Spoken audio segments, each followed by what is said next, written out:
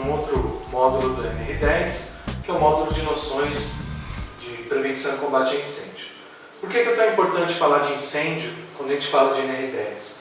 A gente tem relatos basicamente quinzenais, quando não mensais, de incêndios de grande porte.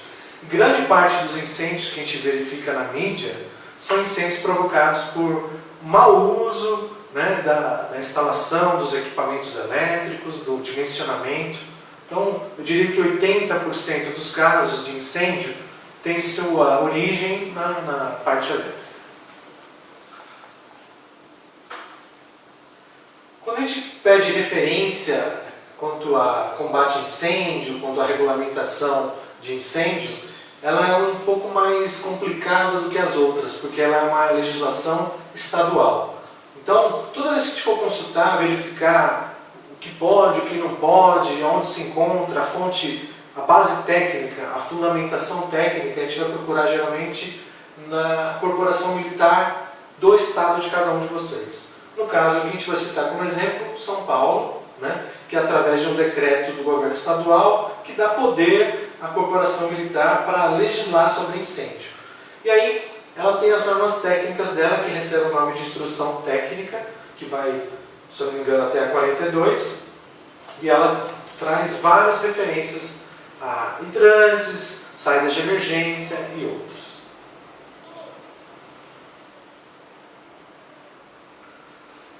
O conceito do fogo. A gente tem o conceito do fogo como aquela figura geométrica, né, o triângulo do fogo.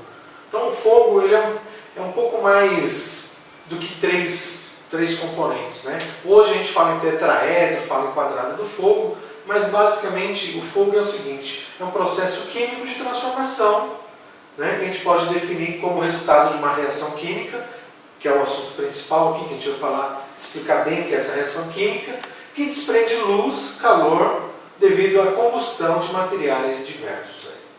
Bom, vamos falar um pouquinho mais justamente dessa reação química. Essa reação química é onde ocorre uma decomposição da substância, seja ela da sólida, líquida ou gasosa, em presença de um gás comburente, que a gente chama de oxigênio, que libera energia em forma de luz e calor. Vamos falar um pouquinho mais dessa decomposição. O que é esse decompor, né? Na verdade, a gente poderia até dar um outro nome, que a gente fala de oxirredução ou oxidação. O que é oxidar? Oxidar é justamente o processo de redução através da presença do comburente, ou nesse caso aqui, o oxigênio. Essa decomposição faz com que o material seja decomposto, transformado em vapores, gases, e esses gases que vão acabar queimando. Então, na verdade, tudo que a gente vê queimar, ele é gás, ou vapor, resultante da decomposição do material.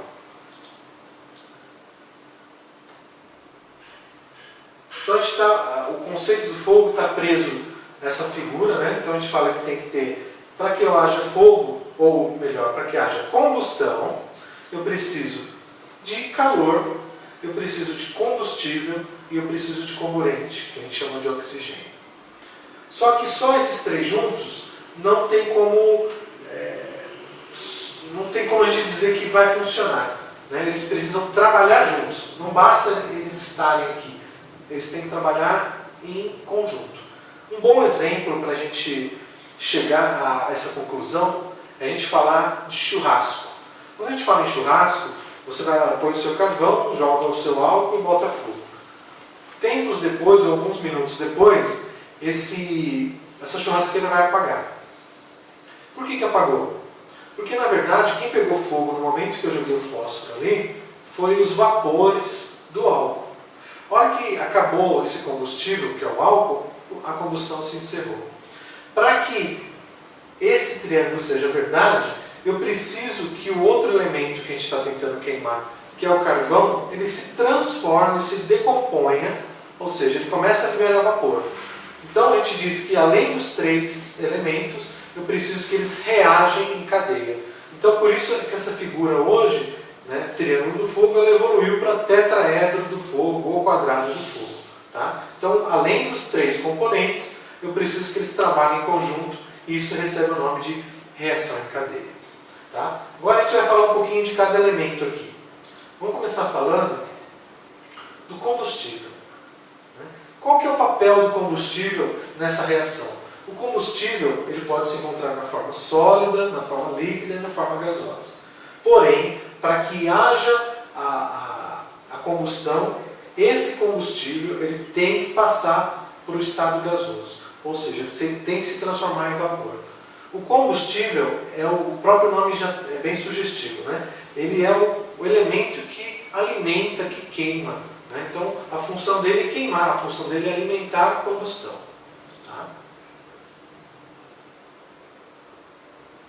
Aqui a gente para um pouquinho para falar dos pontos de temperatura. Por que eu interrompi? Por que a gente estava falando dos elementos?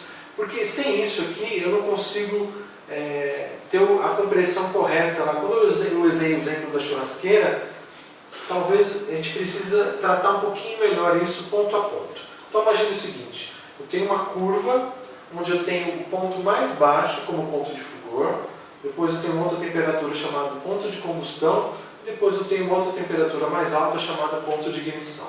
O ponto de fulgor, que é essa primeira aqui, a mais baixa, é um ponto de temperatura mínima, na quais os combustíveis começam a se decompor, ou melhor, começam a liberar vapores, gases, que se incendeiam com uma fonte externa de calor, o fósforo, por exemplo. Entretanto, a chama não se mantém devido à insuficiência de vapores, insuficiência do combustível na forma gasosa. Ou seja, ele vai dar um flash, ou seja, eu posso até pôr um fósforo e pegar fogo e parar. Então a gente chama de flash point, em inglês, inclusive, ponto de fulgor é chamado de flash point. Então, é a primeira temperatura no qual o produto começa a se decompor, a primeira temperatura no qual o produto começa a virar vapor. Por exemplo, a gasolina, ela começa a evaporar com menos 42 graus. E o álcool etílico, que é o álcool que a gente usa ali, no carro, ele começa a soltar vapor com 12 positivo. Então, só aí a gente tem uma diferença de quase 50 graus, exatamente.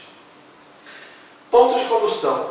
Temperatura mínima, ou seja, ela está um pouco acima da temperatura de fulgor, na qual os gases desprendidos, vapores desprendidos dos combustíveis, ao entrar em contato com a fonte externa de ignição, que pode ser nosso fósforo, entram em combustão e continuam a queimar, mesmo com a retirada do fósforo da fonte de calor. O que a gente consegue com isso? A gente consegue com que a reação ela se torne em cadeia. É justamente isso que a gente estava tentando falar quando a gente mostrou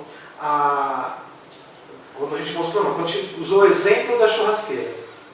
Com a churrasqueira, a hora que eu coloquei o fósforo lá e pegou fogo, o gás que pegou fogo e o vapor que pegou fogo era de um outro combustível, que não o carvão.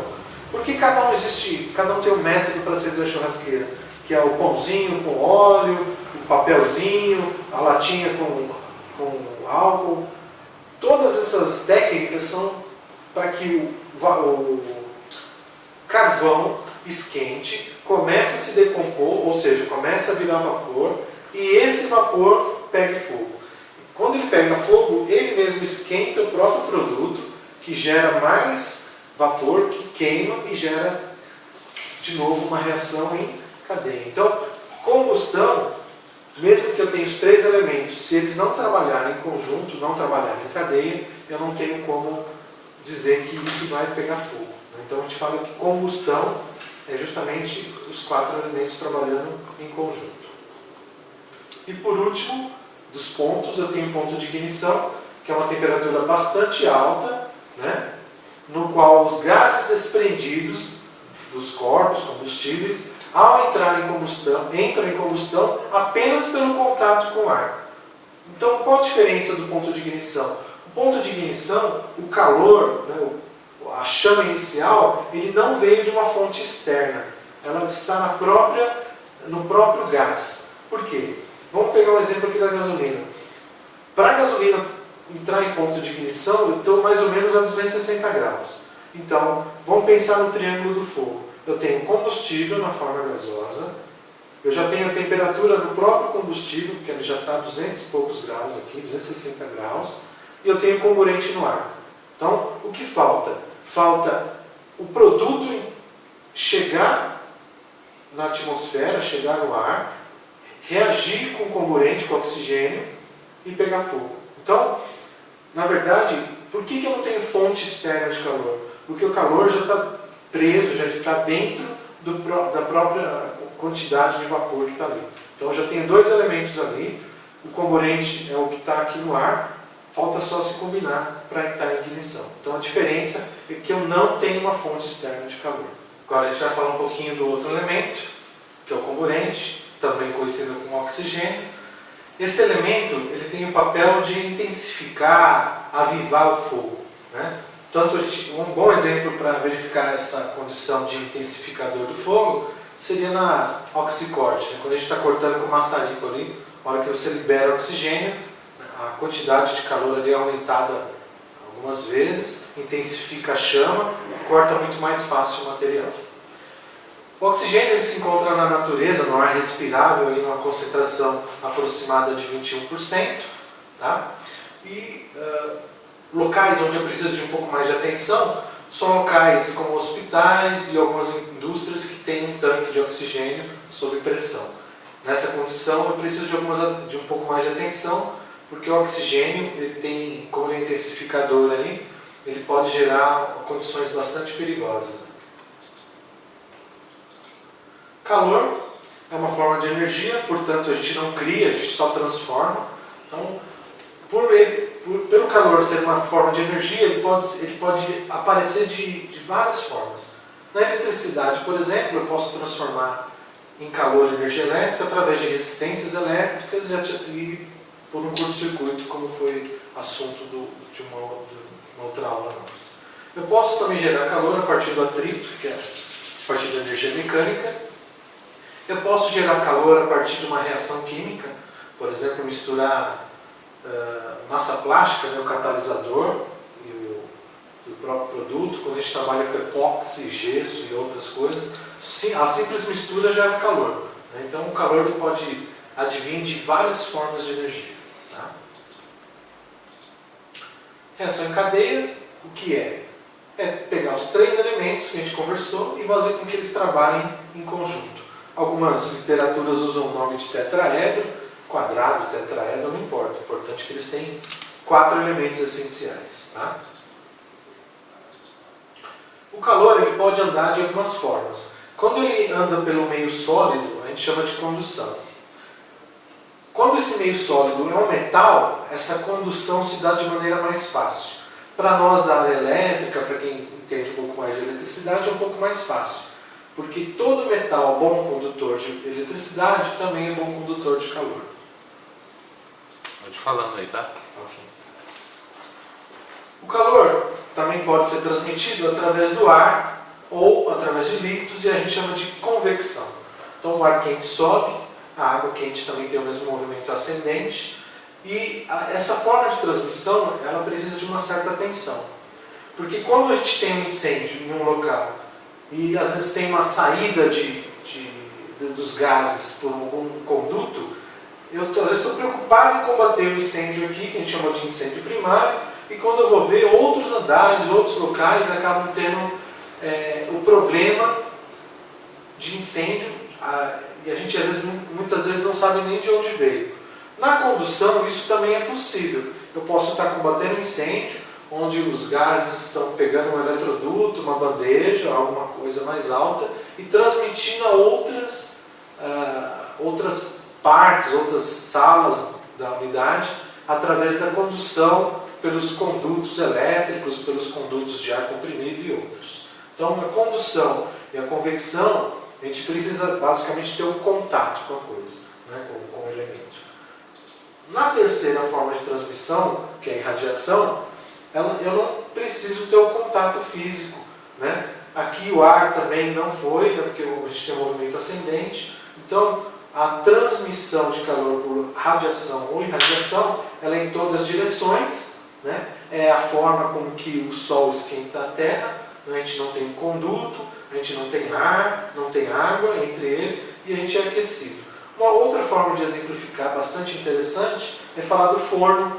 Né? Às vezes a gente chega na nossa residência, vai pegar alguma coisa ali perto do fogão e sente o calor ali perto das pernas. Esse calor que a gente sentiu é o calor por radiação.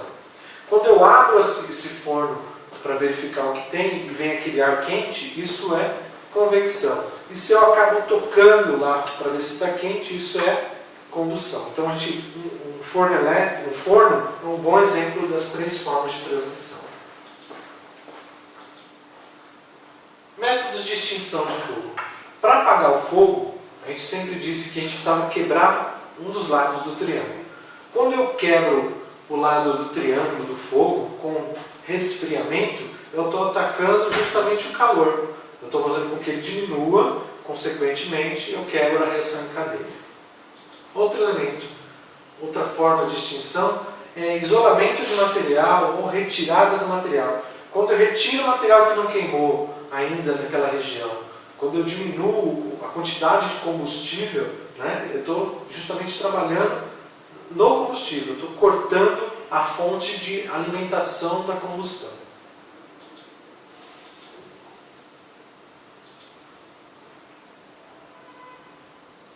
Abafamento. Quando eu abafo, eu estou tentando tirar o oxigênio fora. Então eu estou quebrando o componente daquela reação. Aqui estão as classes de incêndio mais conhecidas. A gente, aqui no Brasil, basicamente trabalha com a ABC, que é sólidos combustíveis, B, líquidos inflamáveis e C, equipamentos elétricos. Como o curso de NR10 é focado na elétrica, esse é o assunto que a gente precisa mais ter atenção. Obviamente que a gente tem metais pirofóricos, óleos e gorduras, e tem outros ainda, a gente tem classes radioativos e outros. Vamos falar rapidamente um pouquinho de cada um deles. O símbolo internacional é um triângulo verde, né, para combustíveis sólidos. São incêndios em materiais sólidos como papel, madeira, tecido e outros. Geralmente, na sua grande maioria, ele acaba deixando resíduo, que são as cinzas, que na verdade é o fim da decomposição, que é o carbono que sobra. Líquidos inflamáveis, querosene, thinner, solvente, gasolina, álcool. Né? Ele tem algumas propriedades. A primeira propriedade importante do líquido é que ele só queima em superfície. Aí você fala, por que só queima em superfície? Porque é onde ele vira vapor, onde ele vira gás. Então ele só vai queimar em superfície. Diferente do combustível sólido, que pode queimar em profundidade. Então eu posso ter uma lixeira cheia de papel e uma bituca de cigarro lá no fundo dela. E ele vai pegar fogo. Porque mesmo que eu tenha pouco oxigênio, ainda existe um pouco de oxigênio lá. Diferente de um combustível sólido, de um combustível líquido. E o mais importante para a aula é o incêndio em equipamentos elétricos energizados. Toda vez que a gente fala em equipamento elétrico energizado, a prioridade é sempre desenergizar. Né? Retirar a fonte de energia dele, e aí ele diz assim, ao ser desligado do circuito, a classe de incêndio A, ele pode ser tratado como um incêndio A. Como assim incêndio A? Incêndio de classe A, ou seja, eu posso jogar água. Porém, aqui cabe uma reflexão, aqui cabe a gente fazer uma avaliação um pouco melhor. Se eu retirei o equipamento da tomada, eu posso realmente usar pó, posso usar água, posso usar espuma. Porém, se esse equipamento é fixo, como assim fixo, né? Vamos exemplificar. Se isso é um quadro, é um painel, eu preciso tomar alguns cuidados. Porque se eu jogar água no painel, depois eu vou ter um passivo de fuga de energia, de choque, de outras coisas que vão afetar o meu trabalho. Então, muitas vezes eu prefiro demorar um pouco mais para atacar um incêndio elétrico, mesmo desenergizado, mas onde eu vou tratar ele de uma forma mais adequada. Os dois extintores que podem ser usados quando ele está energizado é o pó químico seco e o gás carbônico. Vale lembrar que o pó químico seco existe um problema, que é a quantidade de resíduos e o material, o componente, o agente que está presente nele, que acaba oxidando as partes metálicas e eu vou ter um outro passivo. Então o ideal, se a gente pudesse, era sempre tratar ele com CO2. O classe D é metais pirofóricos, né, metais combustíveis, são geralmente metais de liga leve. Aqui a gente pôs alguns exemplos: magnésio, alumínio, zinco e outros materiais, geralmente de liga leve, selênio, antimônio, lítio, potássio. Esses materiais eles têm duas características bastante importantes. A primeira característica do metal combustível é que quando ele pega fogo, ele está aí a 800, 900 graus. Se eu jogar água no incêndio dessa classe, eu vou acabar fazendo com que a molécula de água se quebre, libere o hidrogênio e o oxigênio separadamente, fazendo com que eu alimente o fogo em vez de apagar. Então a gente diz, não utilize água nessa classe, pois os metais combustíveis reagem de maneira violenta. Não é o metal que reage. Como a temperatura já é muito alta, ele quebra a molécula, fazendo com que ele libera o hidrogênio e o oxigênio presentes na água. Outro incêndio que a gente trata dessa vez, né, é o o incêndio classe K. São incêndios envolvendo fogo em óleos e gorduras em cozinha. Não existe uma regulamentação no Brasil. O extintor, inclusive, é um extintor importado, né? Por que a gente se preocupa com cozinhas? Porque a gente vê muitos incêndios onde a pessoa acaba jogando água na gordura e essa gordura é jogada toda para cima, machucando, queimando as pessoas e até destruindo o estabelecimento. O ideal era a gente desligar e abafar com uma panela, com uma tampa de panela ou com um pano molhado.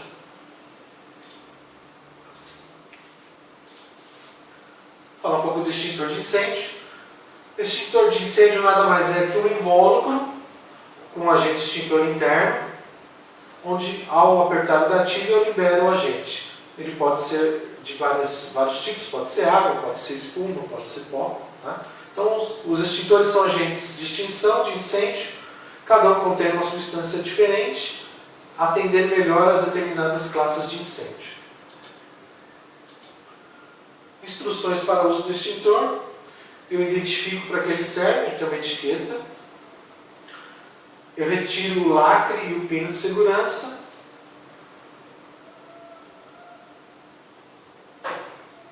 Pressiono a alavanca. Antes de pressionar, eu já tenho que estar segurando a mangueira, porque ela pode me espirrar. E eu devo sempre mirar na base do fogo. Os extintores, eles têm uma característica importante. Como ele é um invólucro sob pressão, ele precisa sofrer testes hidrostáticos a cada 5 anos. Então, de 5 em 5 anos, as empresas credenciadas em metro devem fazer um teste hidrostático no invólucro e o extintor ele tem que receber uma recarga do produto, do agente, a cada 12 meses. Isso é muito simples para a gente, porque hoje os extintores eles têm algumas marcações.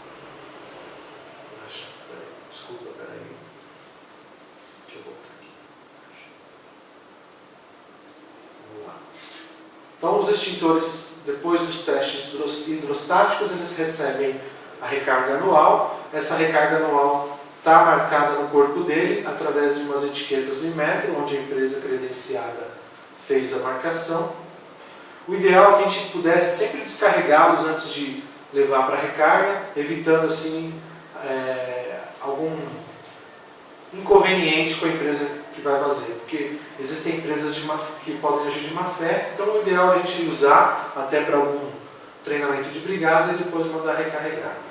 Uma outra dúvida que as pessoas têm quanto ao uso do extintor é a distância que eu devo ficar e a direção do vento. A gente deve estar sempre a favor do vento, nunca contra, mesmo que o extintor não seja de pó, qualquer classe, A, B, C, eu devo estar sempre a favor do vento. Eu me mantenho a uma distância de pelo menos 3 metros e começo a combater. Se eu estiver tendo êxito, eu vou me aproximando. Aí eu posso chegar a 1 metro, 1,5 metros. Se a superfície que eu vou trabalhar é uma superfície muito grande, eu vou precisar trabalhar em movimentos de leque. Obviamente, quanto mais eficiente for o meu agente para o combustível que está queimando, maior a chance de êxito.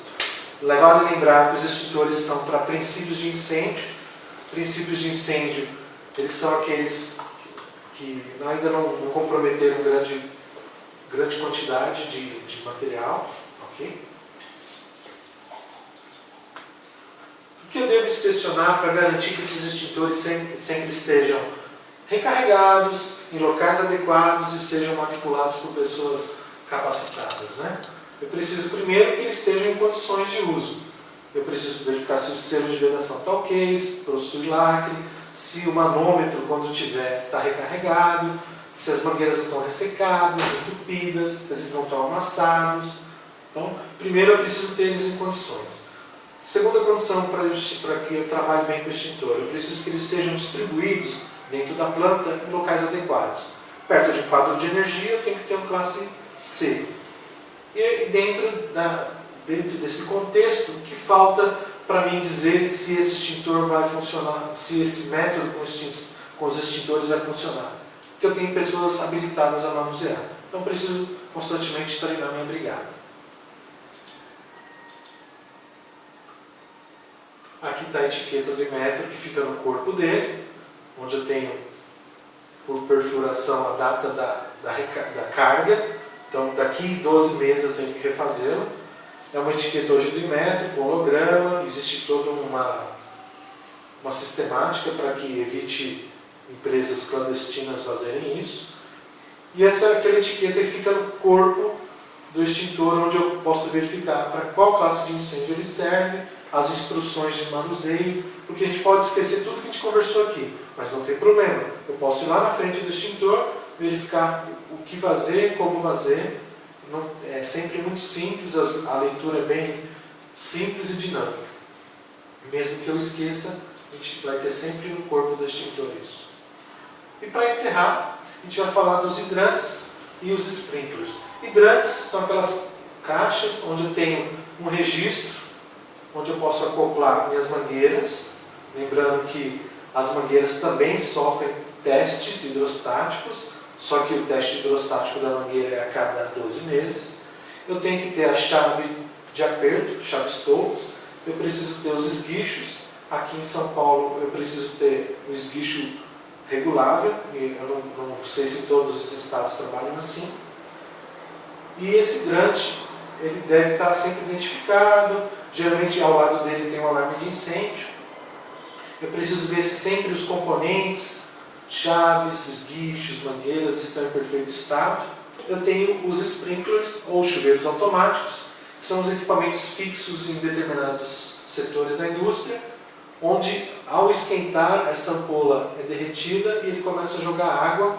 Em algumas situações ele não tem ampola, ele tem só um detetor de fumaça, e ao detectar que aquele ambiente está com fumaça ou está quente, ele libera gases. Na maioria dos casos é água, mas a gente tem casos onde a tubulação é seca e a gente trabalha com CO2. Okay?